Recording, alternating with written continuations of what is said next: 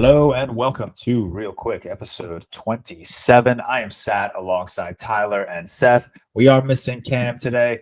We are recording on the day of his 5-year anniversary. So, Cam, happy 5 years to you and Emma. We obviously wish the two of you nothing but success with Bailey. We're here to talk The Last of Us. The season finale aired last Sunday, unfortunately, the same time as the Oscars. So a lot of us watched it late, but we did watch it. We wrapped up the episode. And now we're going to talk about it. We figured we'd do an entire ReelQuick strictly on The Last of Us. We're going to start talking about the finale. So if you haven't seen the finale yet, I suggest you stop listening or watching this ReelQuick episode. Go watch the finale and then come back, because we're going to start with the finale. And then we're going to kind of get into the overall thoughts on the season, maybe where we think season 2 is going to go. Seth, without giving spoilers since you played the game. So let's get right into it. We're going to, and again, I can't stress this enough, spoilers. We're going to just start right away. Just straight away. If you haven't seen the finale, I'm begging you, stop listening to this episode, because I'm going to just say one spoiler just to piss you guys off. Like the episode first and then come back. Yeah, like and then come back. But all right. So this episode, just a very quick rundown. Joel and Ellie get captured by the Fireflies. Joel wakes up after taking the back of a gun to his head unnecessarily. And he finds out that the Fireflies have, I guess, discovered something in Ellie's brain that they want to extract, that they believe will help find a cure. So they want to use her essentially for mass production. Joel's freaking out. Obviously, he is a very trauma-induced man. He has the PTSD of day one of his daughter dying, and he does not want to lose another daughter, essentially. I don't care what Joel says. I don't care how manly he wants to be. Ellie is his daughter at this point in the season. So he goes absolutely mental, slaughters everyone in that hospital, pops the surgeon in the brain. Ridiculous. Unreal scene. I was like, wow, is he really going on this rampage right now? And then he basically finds Ellie, they unhook her, and he gets the fuck out of there. And then he ends the episode essentially by lying to Ellie on how he left. Tyler, we'll start with you because I think, were you the one that tweeted that the episode felt a little rushed? Or I think that was Cam, but you may have agreed. I also said that. Cam and Seth said it was rushed. I thought the whole season felt rushed, is what I tweeted. Okay. All right, well, let's start with the finale. Right, what did you think of the finale? I thought it was quite good. So I went into The Last of Us never playing the game, but when it first came out and took the world by storm, what is it? Probably almost 10 years, over 10 years ago. 2013, exactly. Yeah, so 10 years exactly. Yeah. That was back in my phase where like I loved just like when I'm doing homework and stuff to have just like YouTube play a lot, like people playing video games, just like watching, like that's just kind of a background noise I loved. And The Last of Us, like I watched people play the whole time. Hi Victoria in the background. But yeah, so I knew a lot of the plot points that were coming, and I kind of knew what was going to be happening in this episode to kind of wrap up the first game. And I thought this episode was quite good. I felt it was rushed. It was the rampage was badass. Like that was just epic of just seeing Joel go on that rampage. But yeah, he's a shit person, and I mean, it depends on how you view it. I think he's a shit person because he's lying to her, obviously, but he's trying to protect her. But at the end of the day, like he's saying, oh, they're not even trying to find a cure anymore, when literally she was going to be the beginning of a cure. So you're left with a lot of mixed emotions on Joel that for me are mostly negative. Like I feel mostly negative towards him. I just think he's kind of like a shit dude for being so deceptive and lying to Ellie so much. And the thing is, through the whole season, he's always saying, oh, you're just a child, you shouldn't deal with this.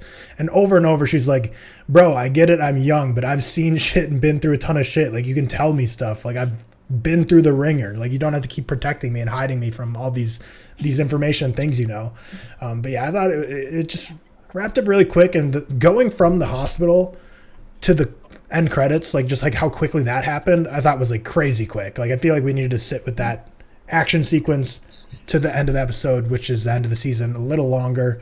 But I don't know. I gave like the episode as a whole, let's see, like a 7.5 out of 10.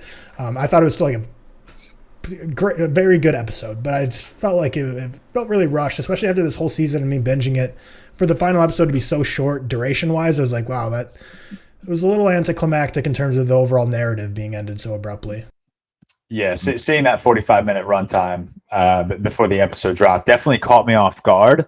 But after I finished the episode, it kind of became apparent to me, and obviously I've never played The Last of Us, and just to touch on that, I'm happy I did it. I'm happy I went into this blind because I feel like everyone that has to base something that's adapted from a book or a video game or a comic book, they're just going to be, I think, a bit harsher on it. So I'm happy I didn't go in with that. But yeah, that finale, it became very apparent to me that I think the goal of the finale was to set up a season 2 rather than wrap up a season 1. And that's exactly how I felt about the House of the Dragons finale, where that wasn't a season 1 finale. That could have very well been the season 2 premiere for all I cared. And that's what I felt about this finale. We obviously end off. Joel just finished going on this rampage. He took Ellie. And the last thing that, they obviously chat about is Joel lying about what happened at the hospital, what they're doing, what the Fireflies are doing, and where they're going. I'm confident, and obviously, don't confirm or deny, but I'm confident this is going to come back to bite Joel in the ass, and something's going to happen with the two of them. But also, one interesting thing. Sorry, Seth, we'll get to you in one second. One interesting thing that you said, Tyler, is that like Ellie throughout the entire season is basically saying, "I'm old enough, like I'm mature enough, I've been through shit." I think this episode was kind of Joel finally recognizing that, like, the Fireflies didn't give Ellie a choice. They knocked her out. They even said, like, she doesn't know where she is. Like, it's going to be painless. She's going to wake up and not know what happened. I think Joel is at the point where he's like, fuck you. Like, she is a young adult. She should be involved in this decision-making process. I don't know if that was the intention of that, reaction from Joel, but that's kind of how I saw it. Seth, you obviously played the game. What were your thoughts on this finale? What were your thoughts on this finale and how it wrapped up the season? Yeah, I liked it. It wasn't my favorite episode. It wasn't I probably a little bit higher than Tyler, but maybe I hadn't heard your full thoughts yet, George. Maybe not as high on you. I do think it's a little bit rushed. I do have the same opinion. I know it depends how you want to see it. I think there is a few things that we do see in the game which I missed out. Nothing major, I would say, in the finale. But I think we needed a bit more of a transition from the hospital sequence. We needed to, like Tyler said, really understand it, sit with it a little bit more, because in the games you kind of do that because you have to understand the drastic actions Joel has just done. He's just wiped out virtually, let's be honest, Fireflies, innocent people who are just trying to find a cure, and wiped out many of them. He also, obviously, I don't know if you mentioned it, George, shoots Marlene at the end. Yeah. Kills her, and then mentions that, and Marlene was obviously, as we saw at the start, Marlene was friends with Ellie's mum, who is, I don't know if you guys probably know this, she's the one who voices Ellie, which is kind of weird. I like it. Was weird because she looks like she Bella Ramsey. Yeah. Dude, like, I literally paused and I paused because I was watching it and I was like, wait, no, did I just miss an episode where like Bella Ramsey's not pregnant and having a kid? Like, I literally, not even kidding, like I had to rewind. I was like, she does. Did I just miss something? Even Victoria was like, wow, like they did a great job casting that mother, because like it was crazy. I was like, wow, that's a fantastic. But the thing is, they didn't even do a great job of casting it, because they just cast the one who voiced Ellie. Exactly. It's not like they went out seeking someone that looked like Bella Ramsey. She just happens to look like Bella Ramsey. I love how they've done that, how they've cast people who had an input in the original game, because that's where it's come from. That's them staying true to their roots and what made them so successful, because the voice acting in that game was phenomenal. Yeah. But yeah, I obviously we see at the start that we see the sequence with Ellie's mum. And then, she gets bitten by infected, she gets infected, and then Marlene has to kill her and take Ellie away. And so with Joel killing Marlene at the end, it is that thing where you can kind of see how you want. I know a lot of people speaking about morals and kind of the moral compass and choosing a side. But I think this is the ending, the finale of showing Joel in the hospital. For one, shows his past and shows how he's not frightened to kill. He's not frightened to take a life, and we kind of get, I feel like a lot of it's built up to this. We have those scenes with his brother where they do mention a lot of times, where his brother's wife mentions to Ellie how Joel used to be, and we kind of see his true self. But then I also think this is built on a PTSD from his daughter's death, because I think, like George said, this is Ellie's kind of his daughter now. I also saw it like George did. I do kind of see it like in a way where I think this is him recognizing that she is her own person, and I think you can kind of tell that through how he speaks to her. especially before the hospital scene, before they get captured by the Fireflies, there's this whole sequence where they're kind of walking and talking, whatever, and the way that he talks to her like his daughter. He talks to her like she's her own woman, and he hasn't really done that before. He's always been this guy who just treats her as like a little girl, and someone who is just getting him from, he's doing a job. Whereas the last few episodes, we've kind of seen that increase there.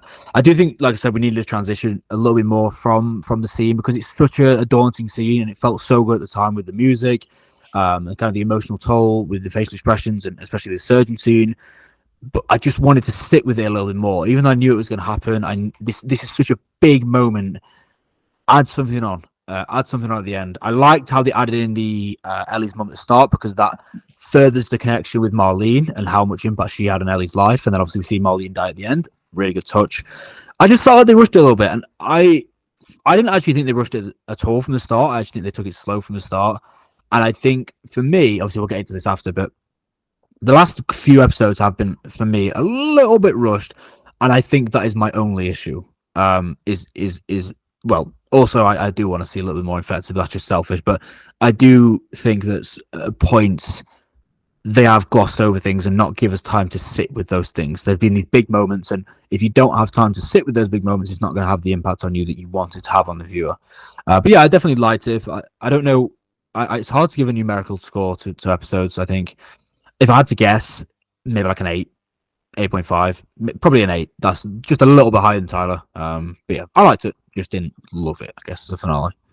Yeah, I think I'm in that same boat. And obviously, again, didn't play the game, so I don't know how that finale story should have gone, but it felt like they knew where they wanted to start. Yeah, it felt like they knew where they wanted to start and knew where they wanted to end.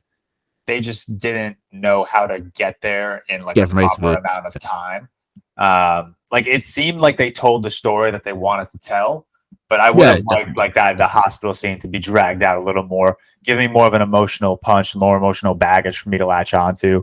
But yeah, overall, I think this was again a season 2 premiere rather than a season 1 finale, which I like. What I also really liked about this episode, and maybe it's why I'm maybe a little higher on it than you guys, there's so much conflicting energy coming out of this episode. I have no idea how to feel. Because on one end, I understand what Joel is doing. I understand his intentions. Like we said already, Ellie is his daughter, and he has that PTSD from losing his daughter, and he doesn't want to lose another daughter. But, on the other end of the spectrum, maybe these Fireflies are onto something. Maybe sacrificing Ellie is what we need to save the world. So it's really tough when you kind of come out of an episode and there's like this real moral dilemma. I think it elevates the episode very well. And then one thing I want to point out, the score, that orchestral arrangement, while fucking Joel was just mowing people down, I was like, this is like a really tense and emotional scene. Like that is everyone kept saying before this episode, like, dude, you're not ready for the hospital scene. You're not ready for it. And I was super under the impression that like Joel was going to do something to like hurt Ellie or like kill her or something. Like I was really under that impression. Yeah. And this is not what I was expecting. I was not expecting him to absolutely slaughter a group of Fireflies and then lie to Ellie's face. I think like with you, what you said then about how you don't know how to feel, that is kind of the issue I have a bit, where it's like, I've played them, and I don't think that's been an issue to me, but it's like, I know exactly how to feel, because I know exactly what is to come in season 2. Well, if they stick to the adaptation, which basically they definitely will, because they've done so far, but it's different because I know exactly how I feel about Joel. I know exactly how I feel about Ellie. So it's like, I just need more to absorb because I already know how I feel about these people. So I think that's kind of a disadvantage and an advantage on people who haven't played the games, I guess. Yeah, for me, I'm pretty out on Joel at this point. Like, it's not that complex for me. I think for me, I'm pretty set that I think he's just like a bad person at this point. And yeah, for me, it's like, I heard what Jordan's saying. I do agree. Like, because now he's like saying, hey, do you want to learn how to play guitar? Like, really trying to act like she's his daughter more than like in the beginning where he's like, shut that radio off, like shut up, like, and now he's like, I got Boggle, you want to play this word game? So he's starting to like show affection towards her, but I think that's still what holds him back, like from being someone I can fully empathize with, because he's still like, I don't know, to me, if he saved her and did all that, he should be like, here's exactly what they were trying to do. They were making you like a science experiment, trying to pick your blood for the cure. So I had to come out and protect you and save you from them. And then Ellie can make her decision from that. If she's like, fuck you, why the hell did you do that? I'm leaving you, we're going our separate ways. Or she was like, she sits with it, understands it, and says, you know what, hey, like, I wouldn't have wanted to go down like that. Like, so I don't know. For me, I just feel like he's starting to treat her more like an adult, but at the same time, he still makes a lot of decisions for her and doesn't give her any input. And I don't know. I just feel like in this episode, we really started to find he's a pretty ruthless character who's just willing to kill. And I feel like if he wasn't played by Pedro Pascal, then I'd be like, for sure, like, I hate this guy a lot. But I think he's just such a good job performing. Like, it's just hard to hate him. Yeah, I definitely see where you're coming from. I think this is where you see a lot of Joel's nature within this episode. I think I completely understand why you'd be out on him at this point. But yeah, I'm not going to say anything more. Please don't. Yeah, I can't Who knows? get into any season 2 stuff. But Who knows? Please don't. So like, let's finish. Like, I guess I was going to go into some stuff with the overall season, but I'll let you guys keep talking about season or episode. No, let's get into the overall season. Yeah, I'm pretty done on the finale. I think we're all kind of in agreement. It was a slight bit rushed, but in my opinion, it's definitely not the worst Last of Us episode. Still epic. No. Like, that scene was everything I wanted. Like, that scene it's so good. Yeah, so well done. That scene was great. And even saying like the worst Last of Us episode, that's still saying it's a very good episode. I have them all at. I don't think Tyler does. I have them all at good. I have them all at good. Yeah, I hold this season very highly. So let's just get right into it. And Tyler, we'll start with you because you're the one that I think is more on the line that not every episode is great and the season was rushed as a whole. So I'd love to get your thoughts there. Yeah, so I'll start by saying I think Bella Ramsey and Pedro Pascal, which the hot take, I thought they were amazing in their performances for this whole show. Like, I think they were just incredible actors and actresses. But that being said, like, I feel like their incredible acting performances are what made me buy into the relationship of Ellie and Joel going from strained at first to now a father-daughter type relationship with a lot of deception underlying it. I feel like their acting ability really sold it for me, whereas the show's narrative itself, every episode it seems like you're jumping forward in time, jumping back in time. You're literally teleporting from Boston to Kansas City to, like, you're going from state. Like, every episode is just such huge jumps. So I feel like the way they narratively told the show, which I completely get, because you don't want to just have episodes of them walking through Ohio, except, Ohio might be kind of electric, walking through Indiana or whatever, visiting Cam and Emma. Like, I get, like, that's just boring. You're walking across or driving and walking so far, like, it's boring. So I get why they didn't do it. But narratively, like, their relationship arc felt rushed for me because there's so many time jumps, and I feel like we didn't get enough sitting with these two characters to fully see the transition of the relationship. But that's different in the games. It's a lot more in the games. There's not as many time jumps as that. Yeah, so the time jumps for me were an issue, but that being said, Bella Ramsey and Joel or Pedro Pascal were just so good that I was able to buy into the relationship. But narratively, I feel like it was a rushed season in terms of, and like I said, I don't even think I would have liked it more if they would have made me sit with these characters for long drives. But I just mean in terms of the emotional arc, it didn't quite hit with me or like make sense to me how their relationship has gone through all these ups and downs because there's so many time jumps and so much teleportation from state to state. Yeah, makes sense. I feel like for that, though, you kind of have to like suspend reality because, like you said, we're not going to sit with one episode and just like watch them walk through like Indiana and Ohio. So you just kind of have to kind of like buy into it. And I think I did buy into it. And like you said, the performances from Bella Ramsey and Pedro Pascal absolutely sold it to me. The time jumps definitely caught me off guard at first, but then I kind of like, you realize like this is what they're going for. Like they have to make it from point A to point B, and those are far distances. You can't spend an entire just literally driving and talking. I think that would just be a waste of time. So I think that's something you just kind of have to buy into, and then it also just depends on how well Bella and Pedro sell that relationship for you. And for me, they sold it incredibly. Obviously, Tyler mentioned it, and I'll just back it up. I think they're amazing in this show. I really do. I think they feed off of each other very well. I know there was a fan cast prior to the casting of Pedro and Bella of Hugh Jackman and Daphne Keane. But you haven't seen Logan, Seth. So if you see Logan, I truly think you would buy into that fan cast. But I'm really happy with the selection that they went with Pedro and Bella. I loved seeing their relationship. I love even seeing the behind the scenes of their relationship. Like they're not just their acting, like they're genuinely like having a good time with each other, exploring these characters together. They've built a relationship off screen that seems to have translated very well on screen. So the time jumps again definitely caught me off guard, but I bought into it. I thought it made sense for the story, and the central relationship between Bella and Pedro made sense for me. There was one episode where at the beginning of the episode, Pedro basically calls Bella cargo, like your cargo. And by the end of the episode, they're sitting there laughing, they're having a good time about some like stupid dad jokes, punny jokes. And it's like that one episode just shows so much like great character development. And again, maybe the timing of that episode just kind of throws you off. Like, how did they get from point A to point B in that one episode? But I bought into it, and I really liked seeing the two of them feed off of each other. One of my issues, I think, was so. For example, the Riley and Ellie episode, what was that, episode 7? Yeah, episode 7. That was a DLC in the game. It wasn't in the main story, from what I remember. It was a separate entity. And as much as I liked that episode, and like I said, I think all episodes were good, and obviously we'll go over rankings and stuff in a second. But I think that when it comes to stuff like that, why does it have to be 9 episodes? If you want to do an episode on, if you want to do an episode on the DLC, if you want to do a full episode on Bill and Frank, and don't get me wrong, I fucking loved the Bill and Frank episode. I thought it was amazing. But if you want to add that episode in, you need to know if you're going to add that episode in and you've got 9 episodes to go, you might be rushing a little bit at the end. So why does it have to be 9 episodes, especially with the budget and the backing they've got? I think, especially with the Riley and Ellie episode, I liked it. I just don't know if that needed to be a full episode. And if it did, I would have liked to seen 10 episodes, you know what I mean, to make up for it, because I think there's a lot more to go in the story with the development. I actually don't mind the time jumps. There is time jumps in the game quite frequently, but you don't spend as much time as you do.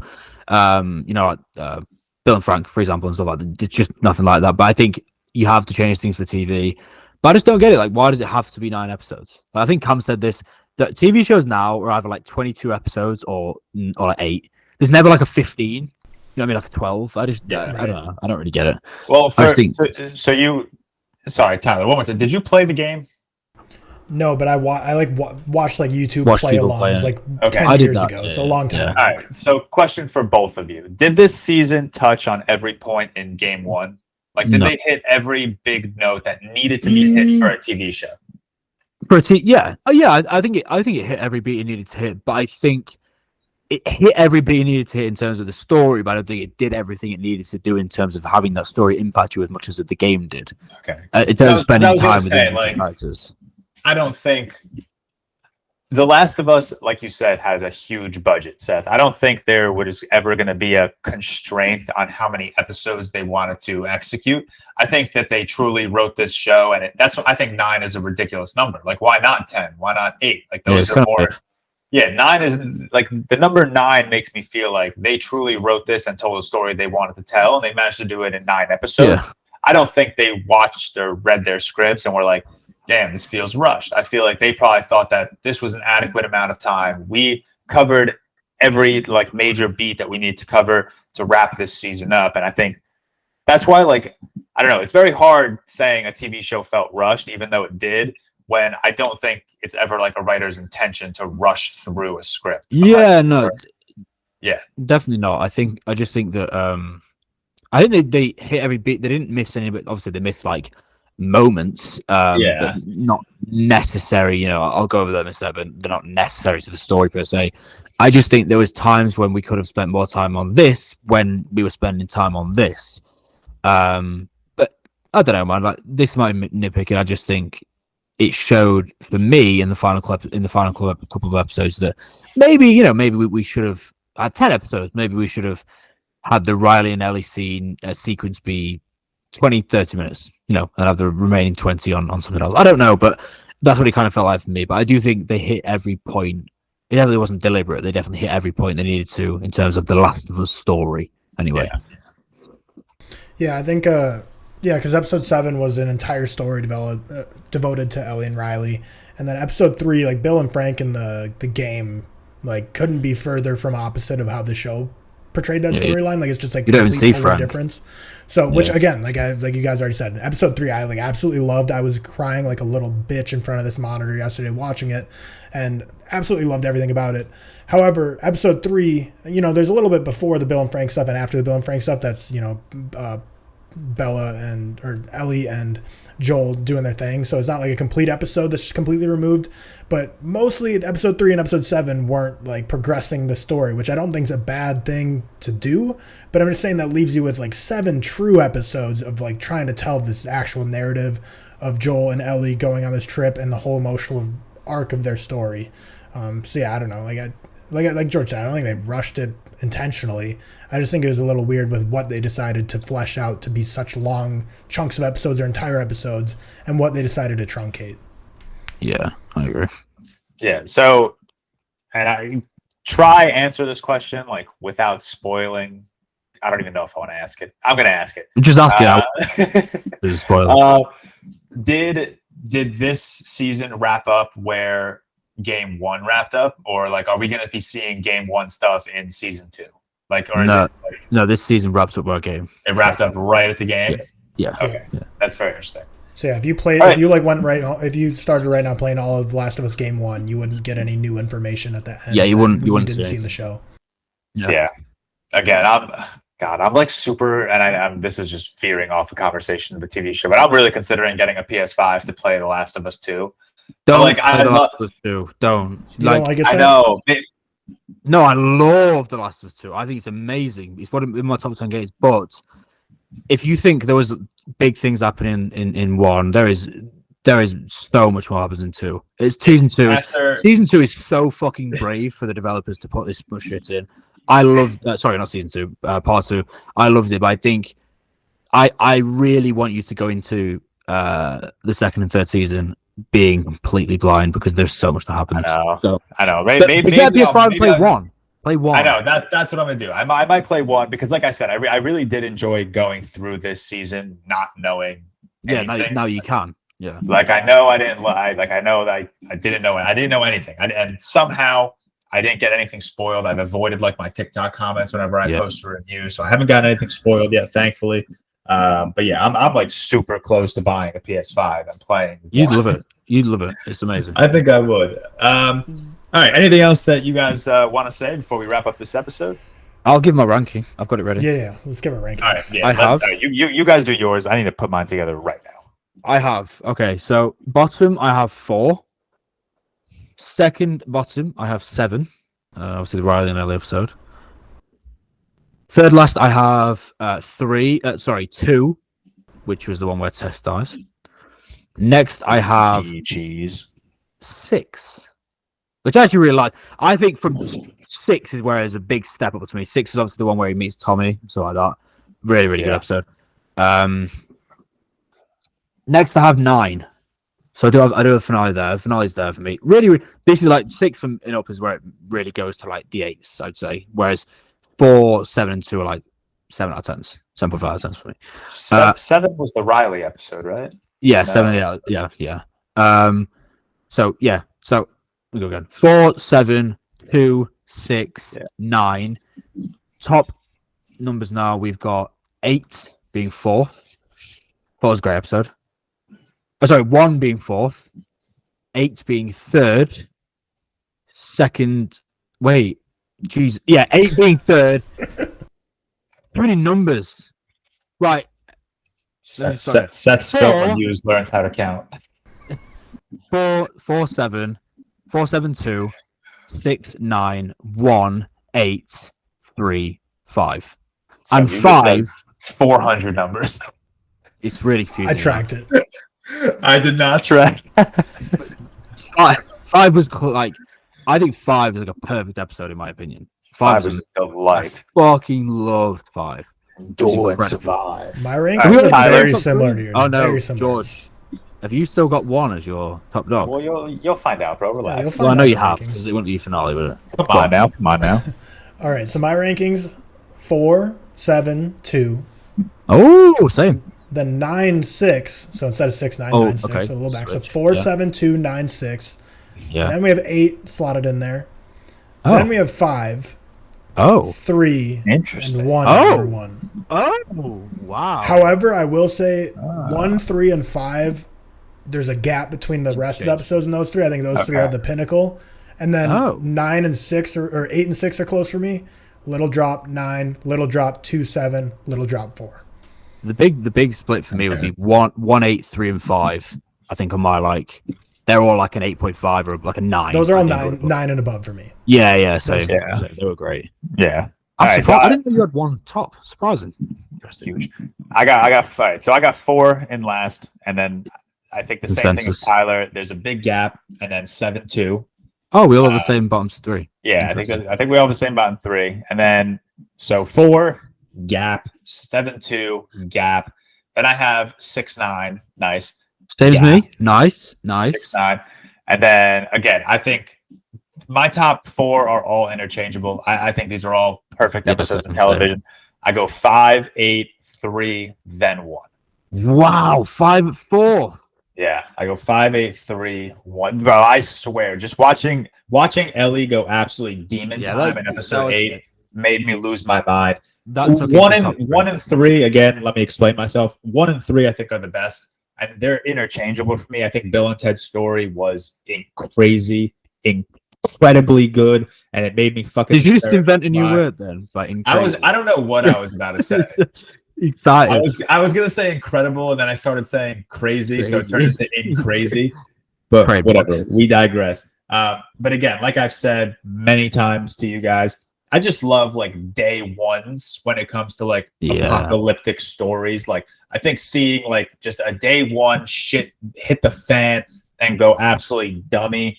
It's just my favorite, and I know it sounds dark, but it's just my favorite thing. And I think The Last of Us executed that first episode really, really well on being able to suck me into this TV show, especially someone who hasn't played the show. I was locked in after 1 episode. Interestingly, you're both of your top 2 is 1 and 3, yeah? Yeah. What do you watch more, TV shows or films? Films. And how long are 1 and 3? Yeah, I guess you're right. Oh, feature length films. Over an hour, yeah. Yeah, the only ones over an hour. They could be feature length films, especially the Bill and Ted one. Do you know what I mean? That's fair. For me, I have 1 at number 1 for me, just because I loved the way it started and set the stage for this world. And then by the time I got to the end of episode 1 with the resolution of Joel's daughter, I didn't the way episode 1 was tracking. I didn't even think that was going to be in episode 1 because they were handling so much of the stuff before that happens. I was like, oh, that won't even happen in this. And then it happened. I was like, damn, this is a great episode. And episode 5 is that the one that Seth you said your favorite? 5 was my favorite. That's Henry and Sam. That for me was so incredible. I gave it a 9.5 out of 10. But the first 20 minutes I didn't love, but then once it got kicked off, it was 10 out of 10 incredible. So that's the only reason it's a tick down for me. It's just the first 20 minutes I thought were a little just not bad, but I was I would like to say though, I didn't say it earlier. I know this is I've said this before, but it's not The Walking Dead. It's not a zombie show. However, we didn't see a clicker since episode 5, and we didn't see a bloater since episode 5 either, which I'll be honest, did sadden me a little bit because I did want to see it. Bro, I still can't get over that scene in episode 5. The bloater scene was just amazing. Before that, the sinkhole where the whole sinkhole with the whole. Dude. I was on my feet, bro. That was a lot. I have a recliner chair. I literally sat up and I was like, no. Yeah. I did the dad thing where you watch But I just that episode was I know this is the thing. It's about how they deal with it's about the depravity of humanity. It's about how they deal with loss and life after the apocalypse, whatever. But I would have liked someone infected because George, Tyler, you haven't played it, but you've seen the game. When you play the game, there is fucking a lot of them. There's a lot of these scenes, and I don't expect everything because if you expect it to be the same as a game, you just stupid because they're not comparable. You can't transition a medium of storytelling like that. But I would have liked a few more here and there. That's a negative that I have. Just a few more, just a little bit to keep me excited because we didn't really see many of them, did we? To be honest, I was expecting to be more scared of the show. In the game, it's fucking some scenes in the game. It's terrifying. No, that's what I'm saying. That's why I was when I was getting into this, I'm like, oh shit, time to get in a little horror mood here. But no, you don't really get that in the show. That's what Anna was like. Again, similar to what you're saying, it's not a bad thing necessarily because there's a different narrative, but you would, and I don't even know if I'd like to see more, because I'm like a horror wuss or whatever. But yeah, like I was like, when I sat in to watch this and binge it the last 2 days, I was like, all right, time to get ready for some scares. I was like, oh, okay, this isn't a scary show. So I was like, did you guys expect it to be so quick, the transition in episode 1? Because a lot of shows take their time when it comes to transitioning into this. It was like, 20 minutes? No, not even. That's that. I asked you that on the next ReelTok episode. I was like, dude, does like shit hit the fan this quickly in the game? And you were like, yeah, pretty much. No, quicker. It's quicker in the game. Yeah, like I didn't expect, like literally, I was sitting there and I was like, we're like 9 minutes in and we're about to see this. The start where the old woman and stuff, that doesn't really happen in the game. That was added in the shop. Like that. So it's like probably in the thing like 20 minutes in the game, probably like, I can't remember exactly, but it was quicker. So that's crazy. It goes right into it, and a lot of shows don't do that. They fuck about for a while, setting you in the world and stuff like that. Yeah. If you guys had to put a rating on this season as a whole, as one narrative over the course of the season, like a score or like you can use your star rating, like half stars, whatever. Oh, out of 5 is hard. I give it okay, fine. I'll start if it's hard. Like I have it right here, 8 out of 10, and I derived that from literally averaging my score for each episode. While also, like, when I got that average, I was like, okay, I'm going to change it a bit if it just doesn't feel right. But I averaged the scores and gave me an 8 out of 10. And I was like, my gut feels like 8 out of 10. Like, very, very, very good season that I didn't think was the best thing I've ever seen by any stretch of the imagination. But it was way above average. Production design was great. Loved the story. And I'm very excited for season 2 and 3 or however many they go. But it's, like, not, like, the best thing I've ever seen. So I feel like a 4-star, 8 out of 10 feels good for my rating. I'd go, like, if I had to go stars, I'd be teetering on a 4.5. So like a 9. It would be like, if there was a 4.25, maybe I'd take that. But if I'm going stars, Letterboxd, if it was on there, I would go for a 4.5. I think a 9 out of 10 sounds right to me. I don't think it was perfect, but I think it was great. I just don't think it was like perfect. I think there was issues. 8.75, 9. We'll go 9 out of 10. That's mine. Yeah. Yeah, I think I'm right there with Seth. I think I would end up with a 4.5 out of 5. It might be like a lower 4.5, like a low 4.5. Yeah, it was. But I still think for what it did, and again, I think it helps that I didn't play the game because I don't know what was excluded. I don't know what we missed. I don't know what parts were rushed. But I think I am having trouble like telling you if I like this or House of the Dragon better. And I don't know if you guys remember how much I liked House of the Dragon. It's a good comparison. I feel like I think I think as season 1s, they are both really fucking good. I think I would slightly edge House of the Dragon just because of how much I love Game of Thrones and how much I love that universe. I'd slightly edge The Last of Us because of how much I love The Last of Us, but I think I'd probably give them both like a 9 out of 10 season. Yeah, they're both 4.5 out of 5, and The Last of Us, House of the Dragons, The Bear, probably my 3 favorite television shows over the last like 2 years. Yeah, there's a great comparison though, because House of the Dragon, they just feel very similar in terms of like their highs and lows and like where I land on them. HBO as well, that sort of thing. Yeah, exactly. And I'm not even going to mention a single thing about like where they're going to go in season 2 or 3, but I'm just going to say like in terms of the production of it, I'll be interested to see because like I've tweeted, I was like, season 1 felt rushed, and they're like, well, game 2 is a lot longer, so they're going to split that up. I'm like, okay, that makes sense. If season 1's game 1's at season 1 and game 2 is seasons 2 and 3, they just need to double it. Yeah. If they stretch out game 2 to 2, 3, 4, 5, like if HBO wants to stretch this out for cash, that's what I'm worried about because they got game 1 done. There's no game 3. How long are they going to try to stretch this? I was going to mention this. There is a rumor to be game 3, which I think could be announced before season 2 comes out or even start developing. There's only 2 games out right now? Yeah, there's only 2 games. However, so the first game in terms of the main story is 15 hours. The second game is 25 hours for the main story. So there's a lot more content to go over. So I can understand them going. I'd prefer them to go into 2 seasons than 1. If they're going to do like a 9-10 episodes, I'd prefer game 2 to be spread across 2 and 3 anyway. Right, and I think by then 3 will come out. I think so. Anyway. If you think this is a spoiler, don't answer it. Yeah. But does game 2, like if game 2, if the TV show ends where game 2 ends, are you satisfied or does does it wrap up? I am, but the majority of the Last of Us, I am. It's a very controversial game. Well, probably because there's a lot of homophobes. Is there room for more story after game 2? That would make sense. Yes, there is. I personally think it was ended perfectly, but it wasn't ended to the point where it was closed. You know, there's things they can take with it with the characters. So I'd say yes. I think they will do a third. So bad. Like I know I want to, but I don't. No, George. Think of it this way. Think of for Game of Thrones, like you going into Battle of the Bastards, the Red Wedding, all these things blind was the greatest feeling in the whole world. I didn't read the books, but people that did. To play the first game. Yeah, I might play the first. All right, we will wrap up. What was this? Was this episode 26 or 27? 27. Yeah. 7. We will wrap up real quick. Episode 27. That was our lengthy. I was about to say House of the Dragon. The Last of Us season 1 review. You guys let us know in the YouTube comments. Do you want to see us do more House of the Jesus Christ? More television. I think we have the answer of which show George prefers. That brain rent free. Good Lord. All right. Anyways, let me restart that. Do you comment below on YouTube if you're on YouTube? Do you guys want to see us do more television show recaps? I'd be happy. I think we should. Like this. Yeah. I'd be because I don't watch enough anyway. I've quite enjoyed it. I'd be happy to follow along. You know, if Severance came out, The Bear, whatever, those sort of shows, I'd be happy to follow along. So let us know. I think we should coordinate the 4 of us, maybe all 4 of us, because I know there's not a lot of TV shows where all 4 of us watch. But we can do. We can do. Yeah, but we can, and obviously, I think I speak for all of us. I enjoy talking to you guys and making these episodes. So, of course, you too can. Love you. So yeah, let us know if you guys want us to do more episode season breakdowns like this. Obviously, you know, with Patreon being rolled out, and we're trying to get as much content out as possible, throwing in some TV show stuff here and there. Couldn't hurt, and I know there's a demand for it, so we'll see down the line. We will wrap up real quick episode 27 there. Thank you everyone for tuning in. Be on the lookout soon for real quick episode 28.